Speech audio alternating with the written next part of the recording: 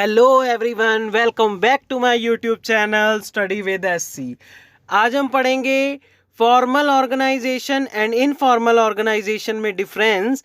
हम ये है चैप्टर नंबर 5 ऑर्गेनाइजिंग का टॉपिक। सो हमें पता ही है फॉर्मल ऑर्गेनाइजेशन क्या होता है, इनफॉर्मल ऑर्गेनाइजेशन क्या होता है। Formal organization is an organization follow the rules and regulation in an organization. Informal organization fulfill the social responsibility in an organization. अब देखिए बेसिस ऑफ डिफरेंस में मीनिंग पढ़ते हैं।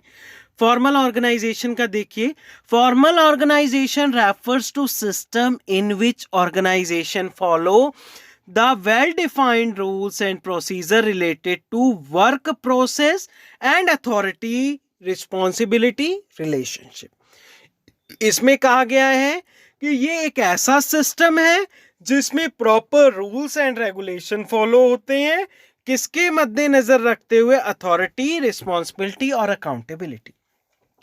इनफॉर्मल ऑर्गेनाइजेशन का देखते हैं। Informal organisation refers to the system in which the employees with similar interest form group and interact outside the officially defined role. इसमें क्या होता है, जब हम ग्रुप्स में वर्क डिवाइड करते हैं सोशल रिस्पॉन्सिबिलिटी को फॉलो करते हुए। अब ऑरिजिन देखिए फॉर्मल ऑर्गेनाइजेशन का, the structure is result of rules and procedure defined by top level management. जो भी rules and regulation top level management ने फुलफिल किए हैं, बनाए हैं, उसको ये फॉलो करते हैं। Informal organisation is social interaction between employees of similar interest. ये सोसाइटी को इंटरेस्ट को देखता है कि ऑर्गेनाइजेशन में जो भी पीपल वर्क कर रहे हैं उन्हें फेवरेबल एनवायरनमेंट मिल रहा है कि नहीं मिल रहा। अब अथॉरिटी देखें, authority arises by virtue of position in the management. Authority कहाँ से अराइज होती है, जो भी हमारी पोजीशन मैनेजमेंट में होती है। अब उसमें क्या होती है अथॉरिटी इनफॉर्मल ऑर्गेनाइजेशन में, कि जो पर्सनल क्वालिटीज से आती है मेंबर इन अ ग्रुप। अब कोई टीम लीडर ही हमारे ग्रुप का बन जाएगा तो उसके हाथ में सारी अथॉरिटीज आ जाएंगी, जो वो कहेगा हम उसको फॉलो करेंगे। नेक्स्ट देखिए behaviour code of conduct. Formal organisation में the standard of behaviour are directed by rules. Informal में there is no defined standard for behaviour, it is directed by norms of the group.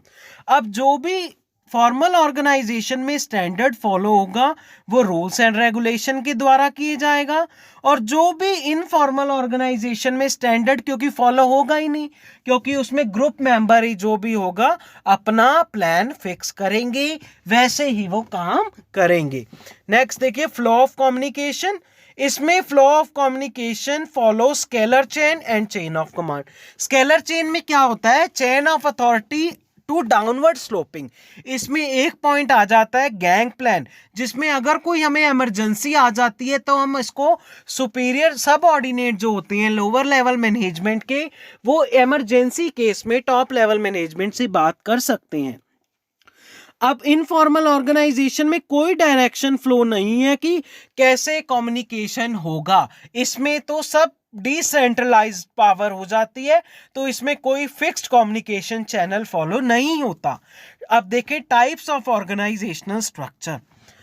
अब इसमें formal organisation में divisional और functional structure follow किए जाते हैं। Functional structure क्या होते हैं, in which work is divided into departments. Department in the sense HR department, finance department, marketing department. Division structure में क्या होता है, एक प्रोडक्ट लाइन बन जाती है जिसमें वर्क डिवाइड हो जाता है यूनिट में। अब इसमें इनफॉर्मल में कुछ ऐसा नहीं होता, कोई स्ट्रक्चर ऑर्गेनाइजेशन का फॉलो नहीं किया जाता, क्योंकि इनका मेन मोटिव क्या होता है, सोशल रिस्पॉन्सिबिलिटी को फुलफिल किया जाए। नेक्स्ट देखिए नेचर। ये रिजिड नेचर का है, जो चेंज नहीं होता फॉर्मल ऑर्गेनाइजेशन, क्योंकि जो प्लान टॉप लेवल मैनेजमेंट ने बना दिए, मिडिल लेवल ने इंप्लीमेंट कर दिए और उन्होंने लोअर लेवल ने अकॉम्प्लिश कर दिए, तो वो चेंज नहीं होते। और इनफॉर्मल में क्या होता है, इनफॉर्मल में जो भी रूल्स एंड रेगुलेशन होते हैं वो फ्लेक्सिबल होते हैं, डायनेमिक होते हैं, वो चेंज हो जाते हैं according to time, according to the group member और ग्रुप लीडर।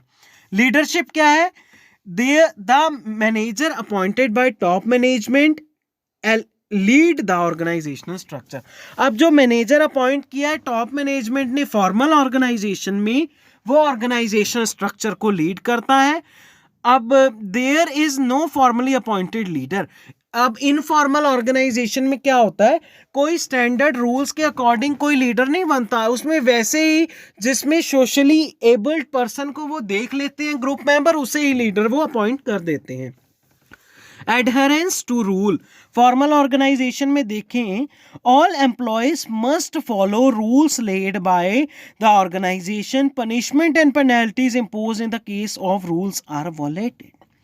अब फॉर्मल ऑर्गेनाइजेशन में ये कहा गया कि सारा कुछ जब रूल्स एंड रेगुलेशन के अनुसार फॉलो होगा, जो भी अगर रूल्स को तोड़ेगा उसे पनिशमेंट दी जाएगी और पेनल्टीज भी पे करनी पड़ सकती हैं। इनफॉर्मल ऑर्गेनाइजेशन में ऐसा कुछ नहीं है, क्योंकि ये सोशल रिस्पॉन्सिबिलिटी को फॉलो करेगा। ऑब्जेक्टिव्स देखिए फॉर्मल ऑर्गेनाइजेशन का, देखिए formal organization aim to achieve organization goal in the planned manner. Formal organisation में क्या होता है, ऑर्गेनाइजेशन का गोल जो भी हमने प्लान किया है, टॉप लेवल मैनेजमेंट ने प्लान किया है, उसको कंप्लीट करते हैं। इनफॉर्मल ऑर्गेनाइजेशन में क्या होता है, satisfy social and personal need, society की नीड को सेटिस्फाई करेंगे, पूरा करेंगे, और पर्सनल नीड्स को पूरा करेंगे और अकॉम्प्लिश करेंगे। सो फ्रेंड्स, ये डिफरेंस है किसके बीच में, फॉर्मल एंड इनफॉर्मल ऑर्गेनाइजेशन। ये हमेशा एग्जाम में इसका एक क्वेश्चन आता है। So thank you friends, please like and subscribe my channel and press the bell icon.